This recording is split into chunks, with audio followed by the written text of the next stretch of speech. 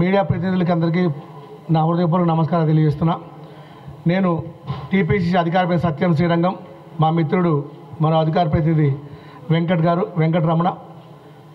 ఈరోజు ముఖ్యంగా నిన్న కాంగ్రెస్ ప్రజాప్రభుత్వం ఏర్పాటైనాక మొట్టమొదటిసారిగా అసెంబ్లీలో మా ప్రీతమ ముఖ్యమంత్రి రేవంత్ రెడ్డి గారి ఆలోచనల ప్రకారం మా ప్రీతమ ఉప ముఖ్యమంత్రి ఆర్థిక శాఖ మంత్రులు బట్టి విక్రమార్క గారి చేతుల మీదుగా ప్రవేశపెట్టిన వార్షిక బడ్జెట్, తెలంగాణ వార్షిక బడ్జెట్ చాలా అద్భుతంగా, ఇది ఒక ప్రజా బడ్జెట్. ప్రజా ప్రభుత్వం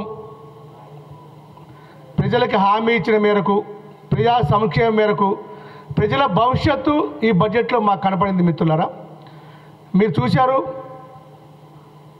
మా ముఖ్యమంత్రి గారి ఆకాంక్షల మేరకు ఆర్థిక మంత్రి గారు ఈ రాష్ట్రంలో ప్రజా సంక్షేమాన్ని, ఇందిరమ్మ రాజ్యాన్ని, సోనియమ్మ రాజ్యాన్ని ప్రస్ఫుటంగా కనపడే విధంగా, ఆకాంక్షలు నెరవేరే విధంగా బడ్జెట్ రూపకల్పన జరిగింది. దానికి తెలంగాణ ప్రజల తరపున, ప్రదేశ్ కాంగ్రెస్ కమిటీ తరపున మా ప్రీతమ ముఖ్యమంత్రి గారికి, బట్టి విక్రమార్క గారికి, ఉప ముఖ్యమంత్రి గారికి, ఆర్థిక మంత్రి గారికి ప్రత్యేక కృతజ్ఞతలు, ధన్యవాదాలు తెలియజేస్తున్నాం. మిత్రులారా, మీరు చూశారు, ఈ బడ్జెట్లో దాదాపు 25% వ్యవసాయానికే దాదాపు 72,000 కోట్ల రూపాయల వ్యవసాయ అనుబంధ రంగాలు కేటాయించి ఈ కాంగ్రెస్ ప్రభుత్వం రైతు పక్షపాతి అని మరొకసారి నిరూపించింది. రైతుల మీద ఉన్న మమకారం, రైతుల మీద ఉన్న ప్రేమ, ఈ రైతు ప్రభుత్వం ఏ రోజు కూడా కాంగ్రెస్ పార్టీ వ్యవసాయం పండగ దండగ కాదు అని అధికారంలో ఉన్నప్పుడు నిరూపించింది. ప్రతిసారి కూడా వ్యవసాయం తరపున, రైతుల తరపునే మేము పోరాటం చేశాం, రైతులకే పక్షపాతంగా ఉన్నామని మరొకసారి ఈ బడ్జెట్ ద్వారా నిరూపించింది. మిత్రులారా, మీరు చూశారు, దాదాపు విద్యకి 21,000 కేటాయించారు, 21,000 కోట్ల రూపాయలు కేటాయించారు. గత 10 సంవత్సరాల నుంచి మనం చూసాం, తెలంగాణ ఏర్పడిన తర్వాత బంగారు తెలంగాణ తప్ప ఏ రోజు కూడా బంగారు తెలంగాణ ఒక ఒయాసిస్ లాగే కనుచూపు మేరలో మనకు కనపడలా. ఓన్లీ కేసీఆర్ కుటుంబం మాత్రమే బంగారమైంది. అనేక ప్రభుత్వ పాఠశాలలు మూసేశారు, సింగిల్ టీచరు ఉన్న స్కూల్స్ అన్నీ మూసేశారు. కానీ ఈరోజు మా ముఖ్యమంత్రి గారు అనేక వేదికల మీద, నేను ముఖ్యమంత్రిగా ప్రభుత్వ పాఠశాల చదువుకొని ఈ స్థాయికి ఎదిగాను, సామాన్య మధ్యతరగతి కుటుంబాలు, ఎస్సీ ఎస్టీ బీసీ సోదరులు, వెనుకబడిన వర్గాలు, సబ్బడ వర్గాలు, వాళ్ళందరూ కూడా ప్రభుత్వ పాఠశాలను చదువుకోవాలి, కాబట్టి ప్రభుత్వ పాఠశాలకు సరైన నిధులు కల్పించాలి అని 21,000 కోట్ల రూపాయల విద్యాభివృద్ధి కోసం ఈరోజు బడ్జెట్లో కేటాయించడం జరిగింది. మిత్రులారా, మీరు చూశారు, ఈ 10 సంవత్సరాలు ఒక ఉపాధ్యాయుని వాళ్ళు అపాయింట్మెంట్ చేయలేకపోయారు. మేము డిఎస్సి ప్రకటించాం, దానికి మా ప్రభుత్వ నిబద్ధత మీకు కనపడుతుండొచ్చు. అదేవిధంగా హైదరాబాద్ నగరం తెలంగాణ ఏర్పడ్డాక సమైక్య ఆంధ్రప్రదేశ్లో కూడా ఏనాడు ఇవ్వనని నిధులు, హైదరాబాద్ మహానగరానికి 10,000 కోట్ల రూపాయల నిధులు మా ఉప ముఖ్యమంత్రి గారు బట్టి విక్రమార్క గర్వంగా అసెంబ్లీలో ప్రకటించారు.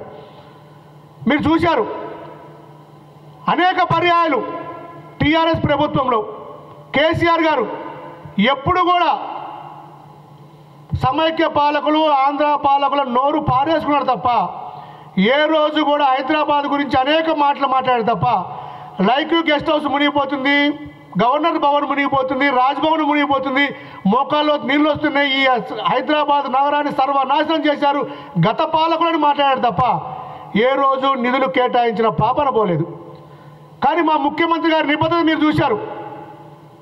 హైదరాబాద్ నగరాన్ని అభివృద్ధిలో, హైదరాబాద్ నగరాన్ని ప్రపంచ నగరంగా నిలబెట్టే దాంట్లో భాగంగా 10,000 కోట్ల రూపాయలు ఈరోజు హైదరాబాద్ నగరానికి కేటాయించారంటే ఈ ఒక్క కేటాయింపే హైదరాబాద్ నగరం మీద ఉన్న కాంగ్రెస్ పార్టీకి ఉన్న మమకారం మీకు అర్థమవుతుంది. మిత్రులారా, మీరు చూశారు, వ్యవసాయ రంగమే కాదు, గ్రామీణాభివృద్ధి, ఎస్సీ ఎస్టీ బీసీ మైనార్టీలకి 65,000 కోట్ల రూపాయలు కేటాయించారు. ఈ బడ్జెట్లో అన్ని రంగాలని, ఏ రంగాన్ని విస్మరించకుండా అన్ని రంగాలకి సమాన కేటాయింపులు జరుగుతూ అద్భుతమైన బడ్జెట్ ప్రవేశపెట్టినందుకు మా ముఖ్యమంత్రి గారికి, మా ఉప ముఖ్యమంత్రి గారికి, శ్రీధరబాబు గారికి శాసనమండలిలో ప్రవేశపెట్టినందుకు మంత్రివర్గ సహచరులందరికీ కాంగ్రెస్ పార్టీ తరఫున ప్రత్యేక ధన్యవాదాలు, కృతజ్ఞతలు తెలియజేసుకుంటున్నాం. మిత్రులారా, ఇంకో విషయాన్ని మీకు గుర్తు చేయదలుచుకున్నా. ఈ రాష్ట్రం అప్పులుగా మారిన 6 లక్షల కోట్ల రూపాయలు, 7 లక్షల కోట్ల రూపాయలు దాదాపు అప్పులైన కేవలం అప్పులకి వడ్డీలకే ప్రతి సంవత్సరం 48,000 కోట్ల రూపాయలు, కేవలం 48,000 కోట్ల రూపాయలు అప్పులే అవుతున్నాయి. ప్రతి నెల 4,000 కోట్ల పైచిలకు రూపాయల వడ్డీలకు అర్థమవుతుంది. ఇలాంటి పరిస్థితుల్లో, ఇలాంటి సంక్లిష్టమైన పరిస్థితుల్లో ఆర్థిక మంత్రి గారు వారి చొరవతో, నైపుణ్యంతో ఈ ప్రజా సంక్షేమ బడ్జెట్ ప్రవేశపెట్టడం జరిగింది. ఈ అప్పులకు కారణం ఎవరు? ఈ అప్పులకి ఎవరు పుణ్యం? ఇదంతా కేసీఆర్ పుణ్యం. మీరు గమనించారు మిత్రులారా, కేంద్రంలో బడ్జెట్ ప్రవేశపెట్టిన మోడీ, నిర్మలా సీతారామన్ గారు తెలంగాణ ఊసెత్తలేదు, తెలంగాణ పేరెత్తలేదు, తెలంగాణ గురించి మాట్లాడలేదు, తెలంగాణకు ₹1 కేటాయించలేదు. అయినప్పటికీ 10 సంవత్సరాలు వాళ్ళకు అంటకాగిన బీఆర్ఎస్, బీజేపీ ఒకటే అని మేము ఫస్ట్ నుంచి చెప్తున్నాం. బయటకు వచ్చి ఒక్క మాట మాట్లాడిన ముఖ్యమంత్రి, మాజీ ముఖ్యమంత్రి ఈరోజు ప్రజా బడ్జెట్ ప్రవేశపెడితే బయటకు వచ్చి కలుగులో ఉన్న పందికొక్కులాగా, పందికొక్కు మంచిగా తిని పడుకొని కలుగులోంచి బయటకు వస్తుంది కదా, సారీ ఈ పదాలు వాడినందుకు, అలాంటి పందికొక్కులాగా బయటకు వచ్చి మళ్ళీ బీజేపీకి మద్దతుగా మాట్లాడుతున్నాడు. ఇది పనికిమాలిన బడ్జెట్ అంటున్నాడు, ప్లానింగ్ లేని బడ్జెట్ అంటున్నాడు. ఏం ప్లానింగ్ లేదు? ఈ హైదరాబాద్ నగరాన్ని ప్రపంచ స్థాయి నగరంగా నిలబెట్టడం కోసం 10,000 కేటాయించడం ప్లానింగ్ లేదా? మేము ప్రత్యేకంగా ఎస్సీ, ఎస్టీ, బీసీల కోసం 65,000 కోట్ల రూపాయలు కేటాయించడం ప్లానింగ్ లేదా? వ్యవసాయం కోసం దాదాపు బడ్జెట్లో 20% కేటాయించడం ప్లానింగ్ లేదా? దేనికి ప్లానింగ్ లేదు? మీలాగా అప్పులు చేయలేదా? మీలాగా భూములు అమ్మట్లేదా? లేదా మీరు తెచ్చిన అప్పులకి వడ్డీలు కడతాం ప్లానింగ్ లేదా? ఎందులో ప్లానింగ్ లేదని కేసీఆర్ గారిని ప్రశ్నిస్తున్నాం. కేసీఆర్ గారు, మీరు బీజేపీ మనిషి, మీరు బీజేపీకి మద్దతుగా నిన్న ప్రెస్ మీట్ పెట్టారు. ఇన్ని రోజుల నుంచి బయటికి రాని వ్యక్తి బడ్జెట్ రాగానే కేంద్ర బడ్జెట్లో అన్యాయం జరిగినప్పటికీ మాట్లాడకుండా రాష్ట్ర బడ్జెట్ ప్రవేశపెట్టగానే మీరు బయటకు వచ్చి మాట్లాడిన విధానం శోచనీయం. ఇది చాలా సిగ్గుగా ఉంది. ఈ హైదరాబాద్ నగరాన్ని అనేక పర్యాయాలు వరదల్లో ముంచెత్తినప్పుడు మీరు ఎక్కడ పోయారు? ఈరోజు హైదరాబాద్ నగరాన్ని అభివృద్ధి దిశగా తీసుకెళ్ళటానికి, అభివృద్ధి కొనసాగించడానికి రేవంత్ రెడ్డి గారు 10,000 కోట్ల రూపాయలు కేటాయించాడు.